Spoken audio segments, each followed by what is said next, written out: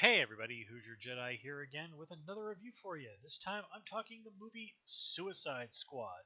Now, for the record, this is my second time recording a review for this movie. The first time there was a technical issue with the audio that unfortunately could not be fixed, so I had to just delete the thing from YouTube and just start over. But as unfortunate as that has given me an extra day to kind of think about the movie and look at what some other people were saying about it, and I'm gonna be incorporating some of the points that other folks I've seen made into this review. So let's just kind of get rolling. We're gonna do this the usual way, where I'm gonna talk about the movie in general, and we're not gonna do much in the way of spoilers. And then at the end of the video, I will go into spoiler territory, and we'll talk about some of the details.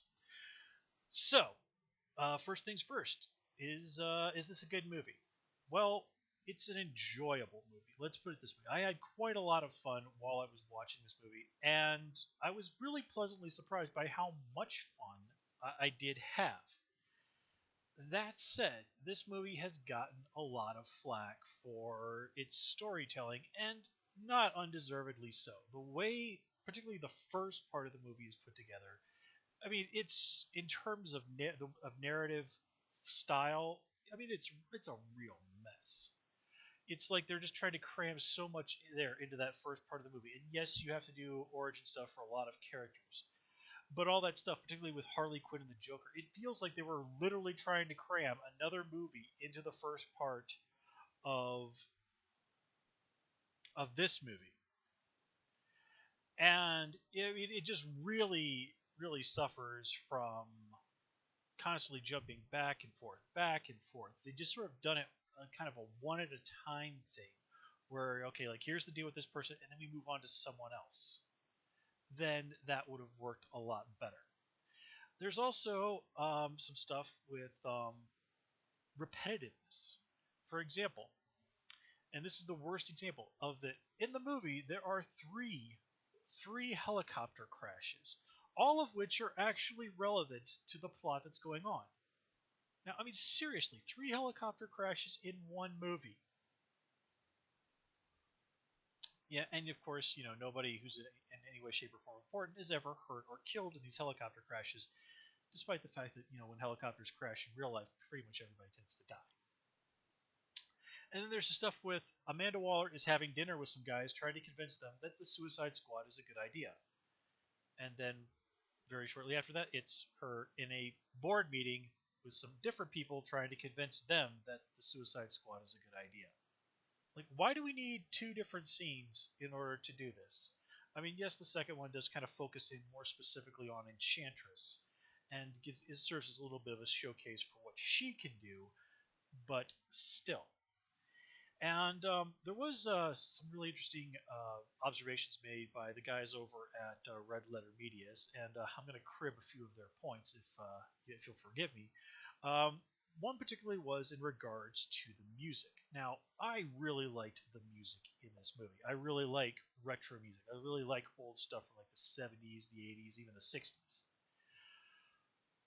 But it kind of feels like somebody was taking notes during Guardians of the Galaxy and said, like, oh, this old quirky music, people seem to really respond to that. And you can say, well, okay, but these a lot of the songs in here are old time hits, and sure, there's nothing wrong with using them in this movie. Lots of movies have used other movies have used songs that are in this movie.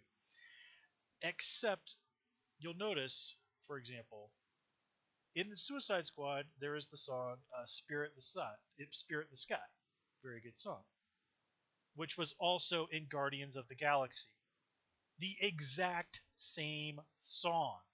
I mean, that's just how blatant it is that they're cribbing. Now, please understand me. I did enjoy this movie. I enjoyed it a hell of a lot more than I did Batman versus Superman, where kind of the highlights of the movie were anything involving Wonder Woman and when Batman says the word shit.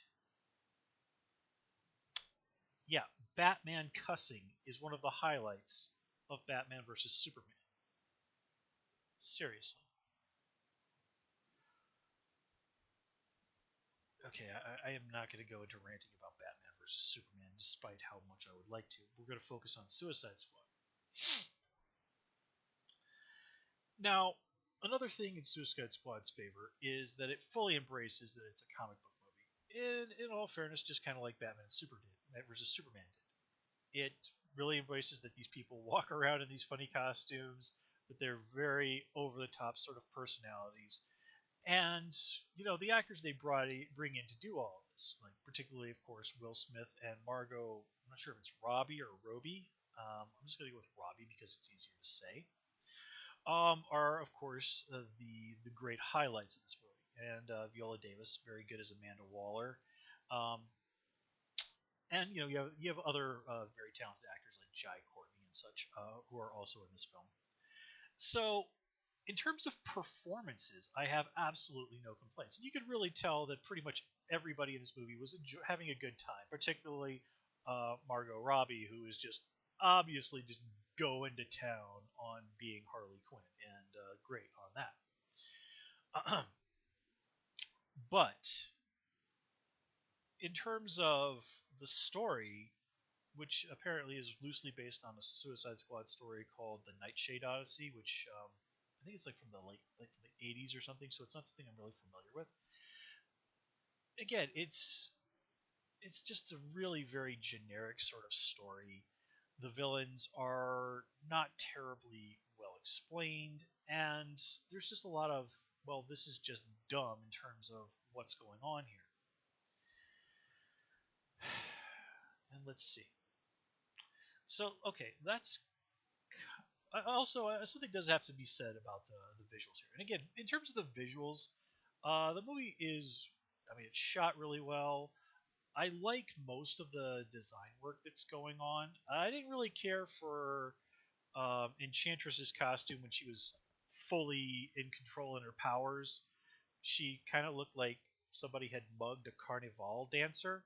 And when she's like in I'm a I'm a weird being from another dimension kind of thing, where she's got this sort of black mist surrounding her, and there's little black bits of God only knows what that kind of make me think of flies, and she sort of looks a little bit like the ghost girl from those Japanese horror movies, The Ring. I liked that version of Enchantress much better. She looked a lot cooler that way. But again, when they sort of have her come into her powers more, and she starts looking the other way with the big crazy headdress instead of just sort of the moon thing on there, she just starts looking absolutely ridiculous. I mean, it is a comic book movie, so there's a fine line between cool and ridiculous, but and in all fairness, they didn't really have a whole lot to work with from the comics. As I understand it, classic Enchantress tends to look like ordinary white lady in a witch costume that she probably picked up at Walmart for like $10. Like seriously, that's what she looks like. The big with a big pointy hat and all this other stuff. So yeah, they decided obviously to kind of try and come up with something a little different, but ridiculously skimpy. Speaking of which, that of course does bring us to. Okay, hang on one second before I get to that. A lot of hype has been going around in regards to this movie, and reviews on Rotten Tomatoes and all this. Like, look, I'm not going to say anything more about that, other than so just in case somebody out there is wanting to know what I think about this, it's the internet, it's people being dumb. Nothing more needs to be said about it. But anyhow, the Harley Quinn costume, bit of a departure from the comics, but very in keeping with Harley's sort of look. And in fact, it's actually almost identical to the look sported by Debbie Harry, who was lead singer of a band called Blondie back in the 1970s. I mean, seriously, if you go and Google Debbie Harry Harley Quinn, you'll come up with the picture, and it's basically the exact same outfit. Now, in the comics these days, Harley is looking a little bit more like this, drawn by the one and only Jim Lee, I believe. And do take note, we've got the red and blue booty shorts. Yeah. Look, Margot Robbie is a very pretty lady, and she looks very nice in that outfit. But yeah, I think Harley deserves something a little bit better than something that's constantly saying, "Please look at my ass." Okay, I suffered through comic books in the '90s and all the ridiculous TNA costumes that we had to put up with then. No, no, no, no, no. Oh man, I was really channeling Queen there for a moment. Bohemian Rhapsody, good stuff. But anyway, um, yeah, the costume there. I mean, Margot Robbie's even said, next time anything else with involving Harley Quinn, we're going to do something about the shorts because I don't want to wear those again. And you know what? Good on her for that. Now we also, well, no, I don't want to say anything more about that because that probably get into spoiler territory, and I considered that one to be a particularly nice surprise. But yeah, it the ridiculous shorts aside, it is a kind of a pretty nice look for Harley, and she manages to really make it work. The problem is that this doesn't quite work so well in regards to, for example, the Joker. Like the Red Letter Media guys kind of made this really nice observation where they said he sort of looks like the Joker if he'd like watched Marilyn Manson's music video for Tainted Love and decided, yeah, that's how I want to look. Me personally, I'm kind of like, this is what you would have gotten if you'd asked a 14-year-old boy who's like thinks tattoos are the most awesome thing in the world to design the Joker. I mean, there's that thing where he's got the mouth tattoo on his hand, and he even holds that up and like starts talking to that at one point, and it just seems ridiculous. I mean, he's got damage written across his face. He's got a J tattoo. Like, dude, it's the Joker. We know what the Joker effing looks like. I mean, you can kind of run with that and twist it a little bit, like what he did with Heath Ledger, and come up with something that's different. But it still looks like the Joker. This.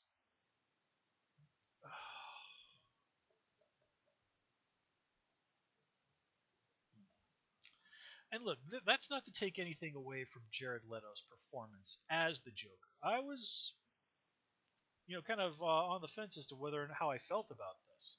I was like, okay, this guy's really going to have to pull out the stops and deliver something amazing because we got something really just absolutely amazing from the late Heath Ledger. And Jared Leto rises to the task. He delivers a great performance as the Joker. The problem is, if you were to cut the Joker entirely out of this movie, virtually nothing would be different. Seriously, if you just said, yeah, Harley Quinn's running around, so we know that the Joker is out there somewhere, and you drop a few little hints because obviously you want to use him in the future Ben Affleck Batman movies. That would have probably worked a lot better. Or, to put it bluntly, if you just kept it with that scene, the Joker, let's just say the Joker's final scene. Let's say that, without getting into spoiler territories. And had that be his only inclusion in the entire film, it would have been fantastic. But otherwise, yeah. Like I said, you could cut the Joker entirely out of this movie and virtually nothing would be different. But again, that's not any sort of knock against Jared Leto. He did a great performance. That laugh he has as the Joker is utterly chilling. I really, really did like that. And, getting to see him together, raising hell with Harley in the movie. I mean, it really does feel like the sort of crap the Joker and Harley got up to in the comics. So that's cool. Viola Davis, really great as Amanda Waller. And I really like how it's very much presented that Amanda Waller is just as much as a villain as anybody else, anybody in the Suicide Squad.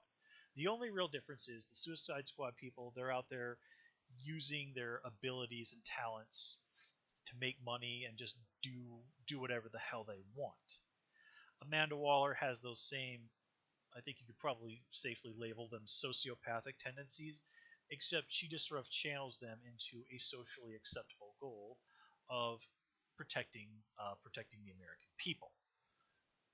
But of course, anybody who gets in her way or is, of course, immediately expendable. Amanda Waller is like just even more extreme than that bit from Batman's versus Superman, where Batman goes, "If there's even this 1% chance that Superman could turn on us one day, we have to take that as an absolute certainty." And we all saw how well that worked out. And that's kind of how Amanda Waller operates. Now, again, she does make a case as to why she kind of thinks this way and why putting together the Suicide Squad um, is a good idea. But yeah, we'll have to say the rest of that for spoiler territory. Uh, Captain Boomerang, not really a huge much to say him as a character. He's very thin and really is mostly used almost entirely for comic relief. There's really nothing for him as to say as a character. Killer Croc, I think, fares slightly better. I mean, he has a few fun moments, but again, there's really not a whole lot going on with him. Katana, even worse. I mean, she barely says anything in the entire movie. I'm not even sure if she ever even says anything in English the entire movie. It's kind of funny, like what she says is usually like either subtitled or like there's one time during the fight where they're fighting the bad guys at the end where she goes in Japanese like where they go I can't see, and they don't even bother to subtitle it. I mean, granted, you can kind of figure it out from the context.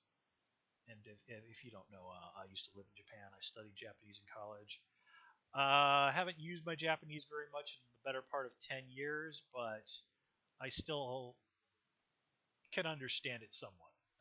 I've actually kind of been making a point to practice and try and get back into shape, my Japanese back into shape a little bit, just because I found myself missing being able to understand and speak the language to the degree that I used to.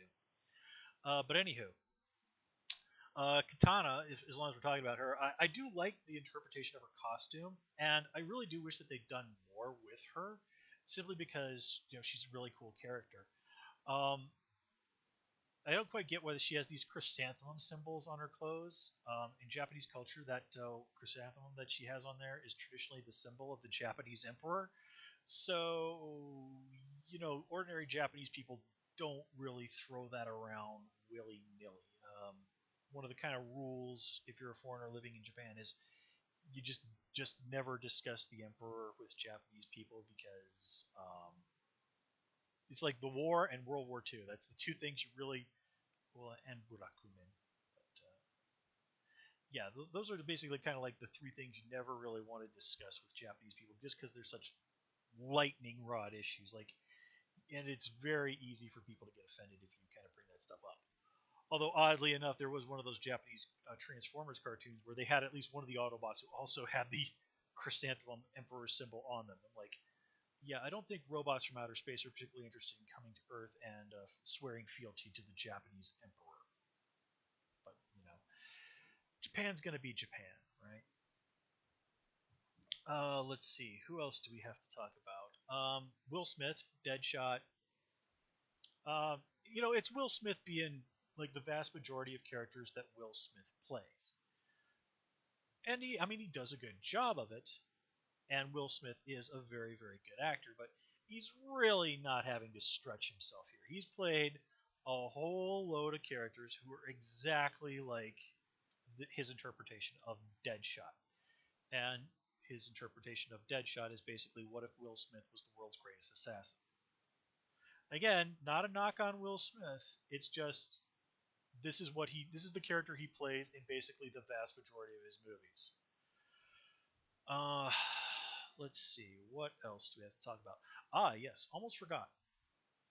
Um, One of the really nice surprises of this movie was the character of El Diablo. Now, this is not somebody that I'm not really particularly familiar with from the comics. I know he's supposed to be some guy who's possessed by some sort of Mesoamerican fire god. Here, he's just presented mostly as sort of a straight metahuman, but his backstory and his interpretation of how he deals with the tragedy of his past and how he deals with what's going on in the present. It's really pretty easy to say that El Diablo actually has the best character arc in the entire movie. And I think this is going to do quite a lot to shoot his stock up among comic book fans who are going to be like, hey, El Diablo in Suicide Squad movie was pretty cool. And I kind of like to see a little bit more of him in the comics. And just if you haven't seen the movie yet, I don't know why you're watching this video, but okay, whatevs. Um, after the movie, I got out there. I got out of the movie, and like I said, I really enjoyed the soundtrack. So I thought, you know what? I'm gonna head on over to the local Walmart and see if they might happen to have a copy of the soundtrack. And if they do, I'm gonna pick it up. Turns out they did not have a copy, but I did pick up this the Suicide Squad poster. It was only like $5, and I kind of figured, well, what the heck, right? But as I go into Walmart, as I'm heading over to the CDs to see if they have the soundtrack, I see this kid. You know, he's with his dad. Kid looks to be maybe 9, 10 years old. He's got a Superman cape on the back of his shirt. He's got the nose thing and the mouth thing, and this. In the movie, El Diablo's got what's clearly a scythe on his head. Whoever put the makeup on the kid made it kind of look like the Harry Potter lightning bolt scar. But I mean, you look at him and you can clearly tell it's meant to be the El Diablo makeup. And I remember there were like a couple of other kids that I saw coming out of Suicide Squad when I left the theater, and I don't think this is exactly a movie that's would be appropriate for children who are still in elementary school age. But okay, but nonetheless, it's just very cool to see that this kid got such a kick out of the character of El Diablo that he had his parents help him put on that makeup, and he still also wanted to wear the Superman cape because why not? So it is really nice to see that this current generation of children are going to be growing up with these movies, and they're not going to think anything strange about loving these movies and loving these type of characters, and enjoying superheroes and superhero movies, which is in other words basically the exact opposite experience that I had as a kid. I mean, yeah, when you're little, it's fun to like Superman and Batman and comic books and all this other stuff. But once those puberty hormones start kicking in, you're supposed to put all that aside, and anybody who doesn't gets labeled as a hopeless nerd doomed to die a virgin. Well, thankfully that latter one. All right, well, we're just gonna leave that one aside. But ooh, that boat sailed. But anyway, it is just so cool to see kids doing this, and nobody's gonna think anything of it. You don't think anything of it if you see a person, a guy walking around in a Captain America t-shirt. You don't think anything of it if you see a girl walking around in an Iron Man t-shirt. That's just the new reality in which we live. And frankly, for comic book nerds, this is the golden age we've always dreamed of, if you ask me. Uh, let's see. What else? What else? What else? Um, Nothing particular to say without getting to spoiler territory about Rick Flag. He's really not a terribly interesting character in this movie. June Moon, Enchantress's civilian identity. Again, nothing really much to say about her. She's not very interesting. Enchantress herself is much more interesting, but I've already kind of said what I had to say about her. And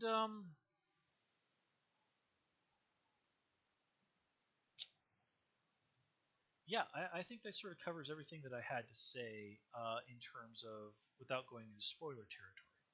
So, Suicide Squad, as I said, is a movie that, in terms of narrative, has some really big problems going on. This feels like a movie that the executives got in there and tinkered with, and just the editing of it all.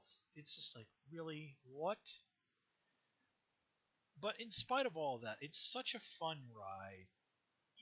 A lot, and that after the disappointment, this utterly, almost entirely joyless experience that was Superman versus Batman.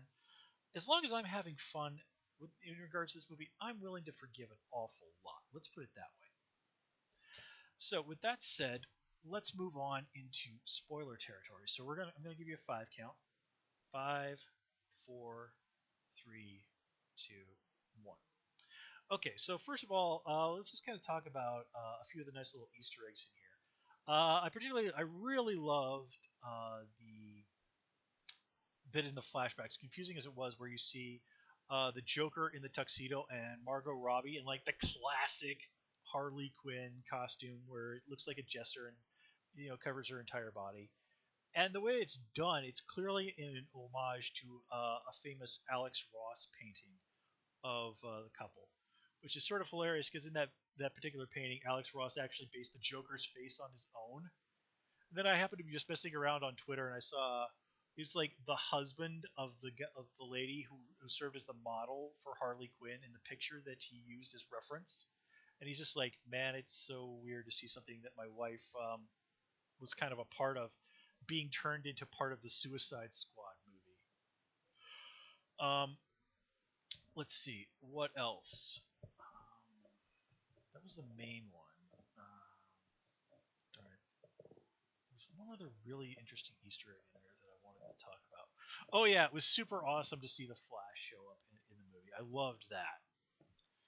Um, I guess whatever. It'll come to me. If not, oh well. So let's just kind of get talking into some more of spoiler stuff. And there are some things in this movie that are really, really just dumb. Like particularly the scene like where Enchantress, like Amanda Waller, is trying to convince the second group of people that Suicide Squad is a good idea. So she has Enchantress teleport off to Iran to steal a bunch of stuff from the Ministry of Defense in Tehran. And then Enchantress comes back and she hands it to this general guy, and he starts looking through it and he goes, "Oh my God, we've been trying to get our hands on this for years." If you look carefully at the material when Enchantress hands him over, it's not written in English, which of course would make sense because in Iran they tend to speak Farsi. So unless this particular military guy is fluent in Farsi, which is possible, he would have no goddamn idea what in the world this was. So, gee, very convenient that this guy happens to apparently be fluent in Farsi, or it's just like whoever wrote that didn't think that scene through fully. Then we get the whole thing with Amanda Waller is basically kind of responsible for this whole situation. And I do like that they use Midway City as the location, which is, of course, a traditional fictional city in the DC universe. Oh, yes, I remembered. In the movie, if you pay attention to the files of the Suicide Squad, they explicitly say that Gotham is in New Jersey. And this is an idea that's been going around for a long time. In fact, the very first time it was ever referenced in a comic book, I believe, was Shadow of the Bat Annual 1, which I happened to read back when it came out back in the 90s. And frankly, the story was pretty stupid. But I remember there was this bit where somebody is looking at a license plate, a driver's license, and it explicitly says that Gotham City is in New Jersey. And having that officially being made canon in a comic book really stuck in my mind. Incidentally, if you're curious,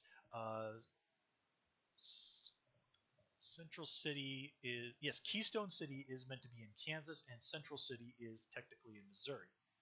The Flash TV show seems to have heavily implied that Central City is in fact on the west. Those two cities are in fact somehow located on the west coast. Okay, whatever. Anywho, so you can kind of see, like, particularly when Enchantress is doing all this stuff and turning these ordinary people into like monsters, soldiers, you can just see Amanda Waller's lights going like, "Ooh, I want to be able to do that too." And again, Amanda Waller trying to mess around with this ancient sorceress thing is basically what sets this whole situation into motion in the first place. Never mind that she did a really crappy job of securing the incubus bottle. And what's really hilarious is, one, how fortunate for Amanda Waller that June Moon was exactly sort of person that Rick Flag would fall madly, passionately in love with. I mean, it's sort of presented here like that was some sort of manipulation on her part, but it really just feels like Amanda Waller got ridiculously lucky there. And then there's the part where Enchantress steals the incubus bottle, and Enchantress convinces Rick Flag not to tell Amanda Waller that she did that, thus making the whole situation equally Rick Flag's fault. So Amanda Waller's lust for power and Rick Flag's desire to satisfy his dick result in the entire mess that happens.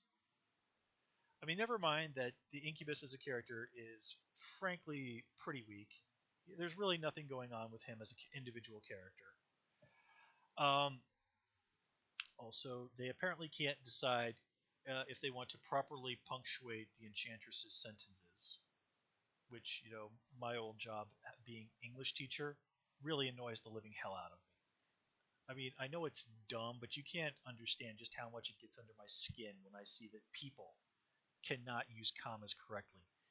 And this is something that I explicitly remember learning when I was in the third grade.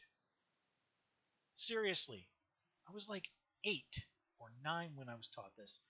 And when you see that, like, so many grown adults can't do this, it just, seriously, I feel embarrassed for people when I see this. I mean, I know I'm being dumb to have such a stick up my butt about it, but still. Oh, and hey, speaking of subtitles in the language of Enchantress, in the end, when El Diablo, who was basically said to be a metahuman, a guy who was just born with superpowers, goes Super Saiyan and starts looking like some sort of Mesoamerican fire god, kind of like how the one he's supposed to be possessed by in the comics. He somehow has the ability to speak Enchantress and Incubus's language, and no reason is ever given for why this happens, because of course he dies within like a couple of minutes of doing that, and it makes no goddamn sense. Oh yeah, speaking of stuff that makes no damn sense. Oh yeah, cool.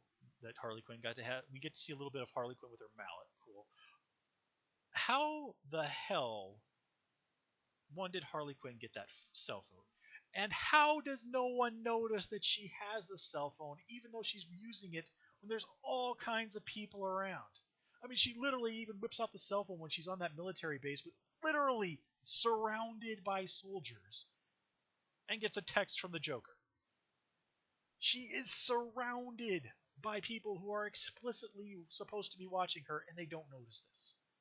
Man, when I was a substitute teacher, I saw junior high school kids put more of an effort into hiding that they were trying to text during class than Harley Quinn does trying to hide the fact that she has a cell phone in this movie.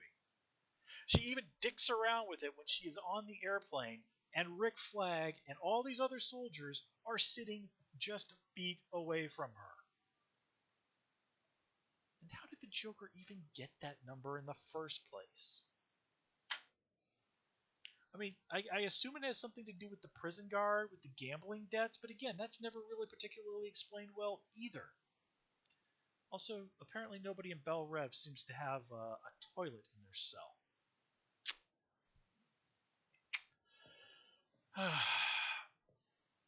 Let's see. What else? Oh yeah, you wonder, like, what are Batman and Wonder Woman doing? Like, seriously, why aren't they trying to do something about this? Okay, well, because it's the Suicide Squad's movie. It's basically the only explanation we really need. And then there's the whole thing, the relationship between Harley Quinn and the Joker. Now, I do like that this here. They kind of went with the idea of what if the Joker actually did apparently return Harley's feelings, which is really, really very different than how it's ever been really portrayed in the comics. In fact, I remember seeing on the DVDs for Batman the Animated Series, Paul Dini, the guy who created Harley, he kind of said that he imagines that maybe in whatever passes for his heart, the Joker might have some tiny little shred of affection for Harley. But for the most part, in the comics, it's been portrayed as like, no, the Joker's just a bastard. He used Harley, and he doesn't have any sort of real love for her. Her love for him is just basically something he uses to mess with her. And the movie seems to very heavily imply, like right up until the scene at the chemical plant, that that's what was going on. The Joker talks her into jumping into those chemicals, and he just walks off, and he's just like, oh, damn it. And he goes in there and saves her, like he's like, well, damn, I guess I actually do have feelings for her after all. And then they're just full on Bonnie and Clyde. And, that's cool and all. I mean, he still does torture her, which, obviously taking a little page from the extremely abusive and toxic relationship they have in the comics. I mean, just to give you a hint, there was some comics I read not that long ago where the Joker like kidnapped Harley and locked her up, and there were these bodies of these other women around that the Joker had kidnapped and tortured to death after dressing them up as Harley. Which, I mean, just goes to show you just how screwed up the Joker is and how he really does not value Harley at all. Because the Joker's philosophy has been remarkably consistent over the character's long history. The character's been around since like 1940. And it basically boils down to, as far as the Joker is concerned, everything is a joke. Life is meaningless and pointless, and any meaning that we try to assign to it, the universe doesn't care and will just rip it away. Life isn't sacred, life is meaningless. Love is worthless, love is meaningless. So the idea of if the Joker were ever to really feel any sort of real love for another person, that would sort of render his own driving philosophy moot. But here, it's just sort of like the Joker just kind of says like, F it. And then they do the whole Bonnie and Clyde thing, which, you know what? Okay, I'm not going to dwell on the philosophy of it too. Everybody's a little hypocritical now and then. And seeing a relationship between these two that's apparently genuine is something different and kind of interesting. I don't think it's going to last. They've already talked about, maybe doing a Harley Quinn solo film, and obviously they're going to want to do more with her in future Suicide Squad movies, and they've probably got other plans for Jared Leto and Batman, so I have a feeling that relationship's going to hit the skids at some point, but whatever. Let's see.